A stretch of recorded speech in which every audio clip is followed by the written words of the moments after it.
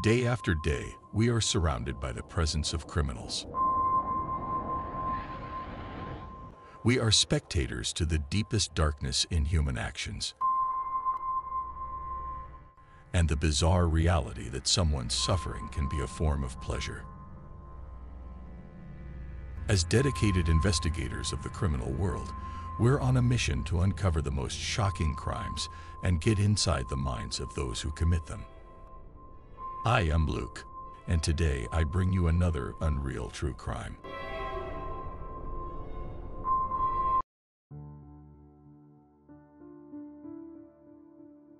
The case of Rachel Marie Runyon.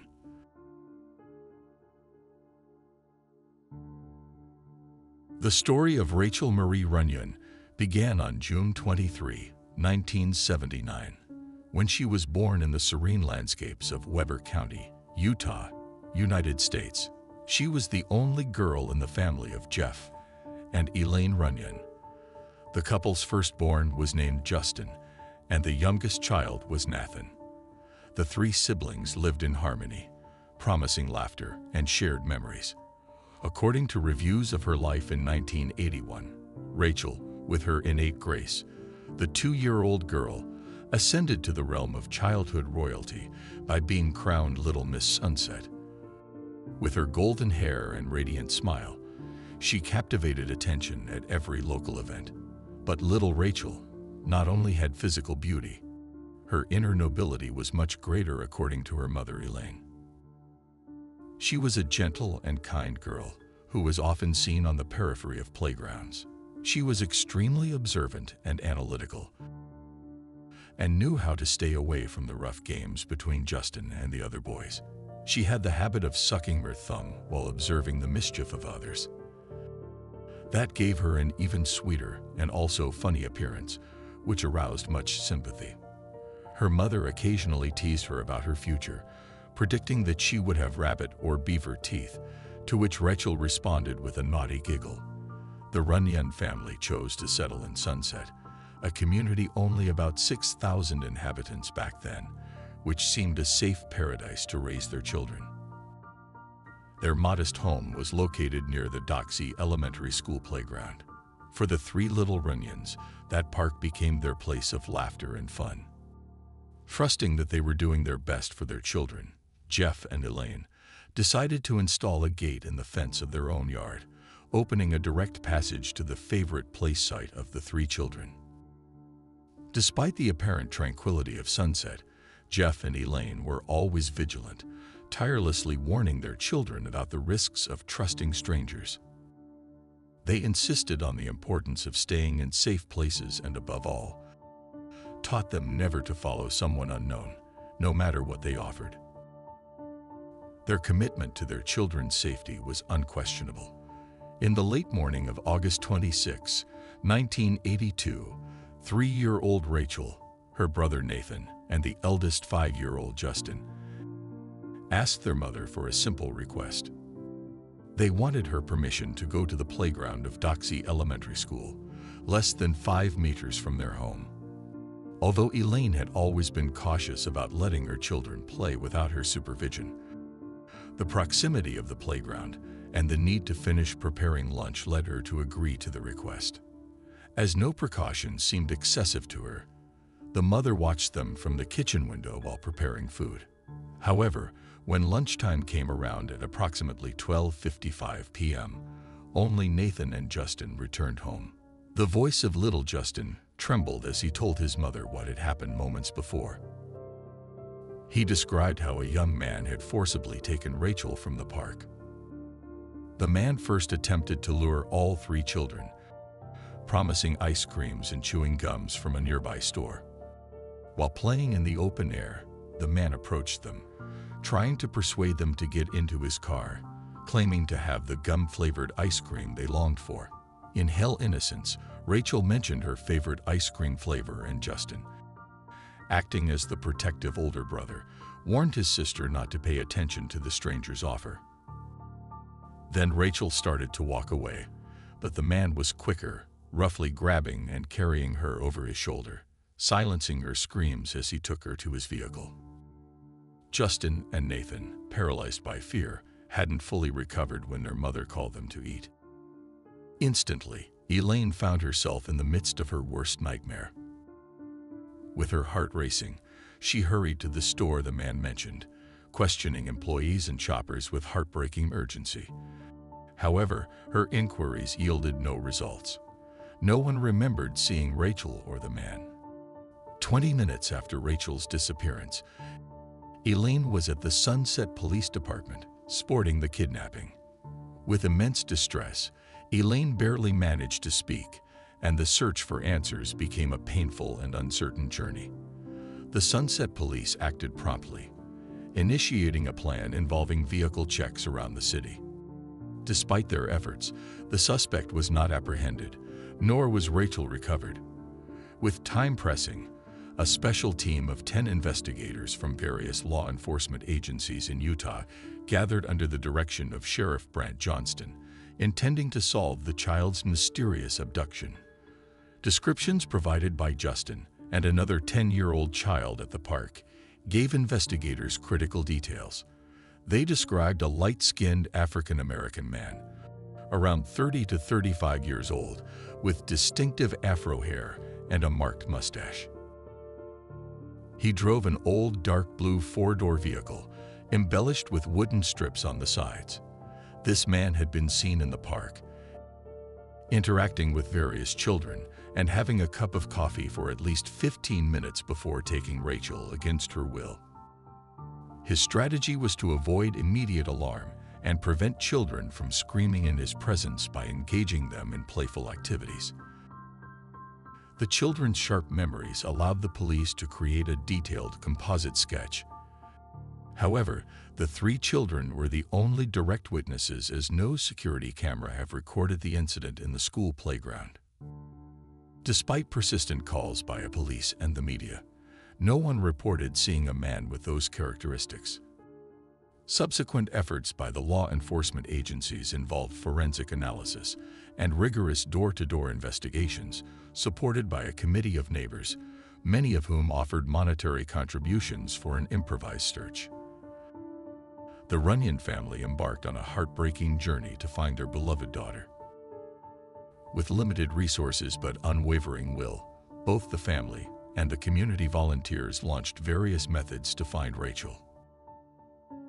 A national flyer campaign displaying the girl's image was meticulously orchestrated, and friends and neighbors joined in a race against time, calming local neighborhoods in a frantic search.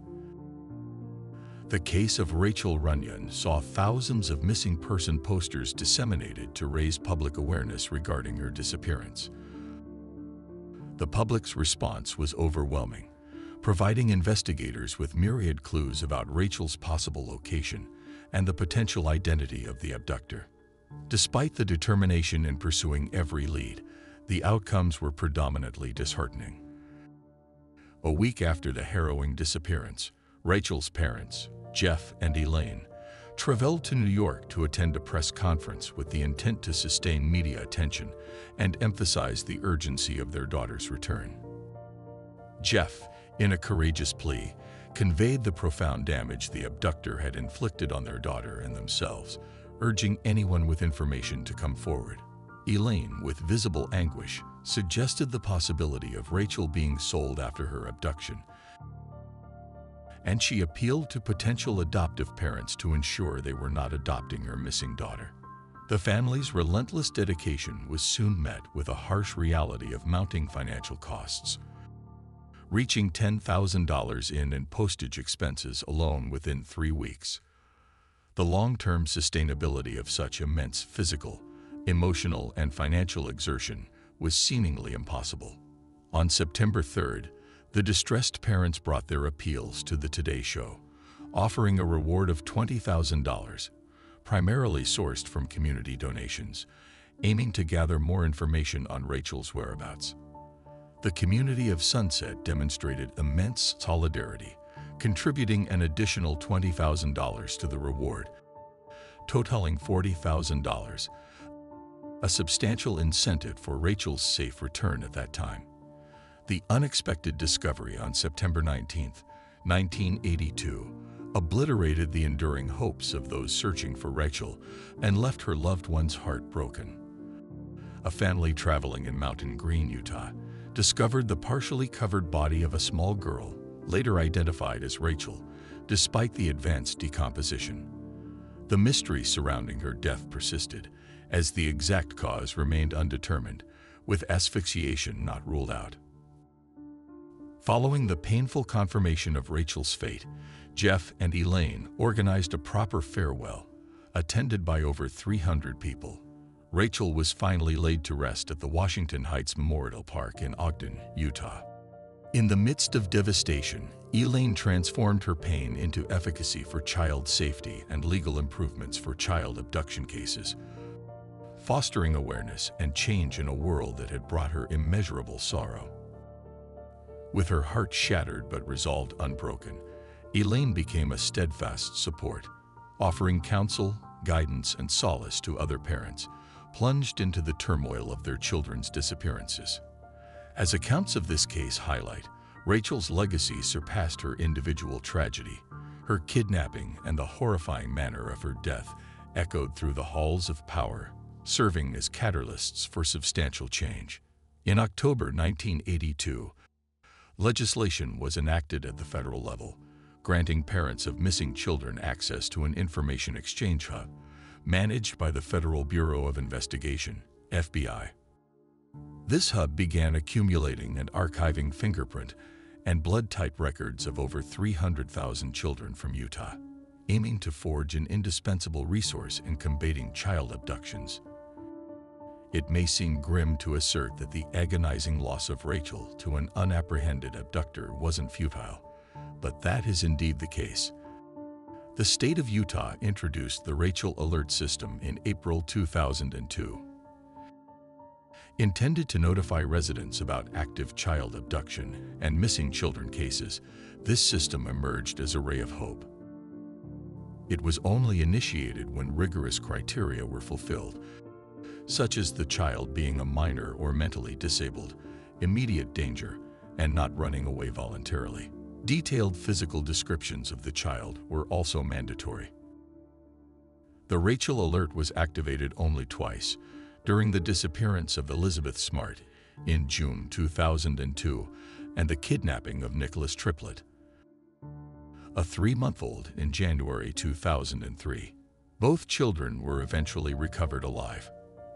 After Elizabeth Smart's safe return, realizing the efficacy of such alert systems, 41 states adopted the Amber Alert System, named for another girl, Amber Haderman.